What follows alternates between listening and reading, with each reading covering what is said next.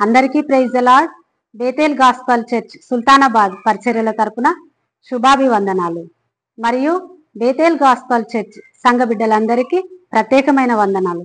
ఈరోజు దేవుని వాగ్దానం ఇర్మియా గ్రంథం 29వ అధ్యాయము 12వ వచనము.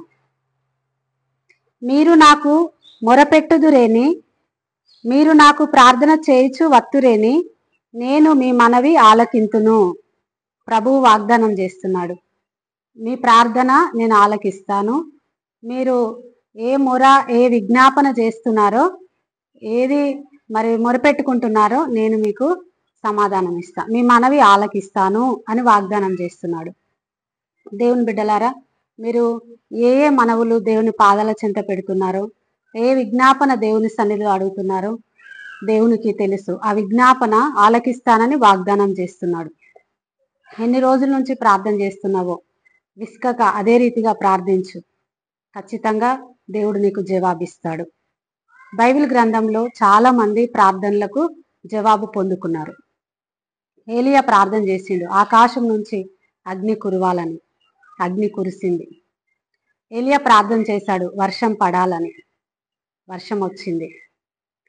ఎన్నోసార్లు ఏలియా చేసిన ప్రార్థన దేవుడు ఆలకించింది. హన్నా కూడా గర్భఫలము లేనప్పుడు కన్నీళ్ళ ప్రార్థన చేసింది. మూలుగుచు దేవుని మందిరానికి వెళ్ళి ఏడ్చుచు దేవుని సన్నిధిలో ప్రార్థన చేసింది. హన్నా ప్రార్థన దేవుడు విని అద్భుతంగా గర్భఫలం ఇచ్చింది. అదేవిధంగా సొలొమోను ప్రార్థన చేశాడు, దేవా ఇదిగో నీ ప్రజలకు న్యాయం తీర్చడానికి మరి నాకు జ్ఞానము లేదు. వాళ్ళను ఏలడానికి నేను రాజుగా ఉన్నా, కానీ వాళ్ళను ఏలడానికి నాకు జ్ఞానం లేదు ప్రవ్వా, నాకు జ్ఞానం ఇయ్యని ప్రార్థన చేసిండు. సొలొమోను చేసిన ప్రార్థన దేవుడు అంగీకరించి జ్ఞానంతో పాటు ఐశ్వర్యము ఘనతను దేవుడు సొలొమోను రాజుకి ఇచ్చిండు.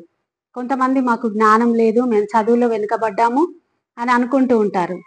యాకోబు పత్రికలో దేవుడు సెలవిస్తాడు, 1వ అధ్యాయం 5వ వచనంలో, ఎవరికైనా జ్ఞానం కొదవగా ఉంటే నన్ను అడగండి, నేను ఇస్తానని అన్నాడు.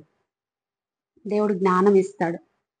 సకల ఐశ్వర్యములు సకల సంపద ఆయన దగ్గర ఉన్నది, దేవుడు ఇస్తాడు. నువ్వు మొరపెట్టుకో, నీ ప్రార్థన ఆలకిస్తాను అన్నాడు. నువ్వు ఎప్పుడు విజ్ఞాపన చేస్తావో నేను అంగీకరిస్తాను అని దేవుడు వాగ్దానం చేస్తున్నాడు. నీ ప్రార్థన దేవుడు ఆలకిస్తాడు.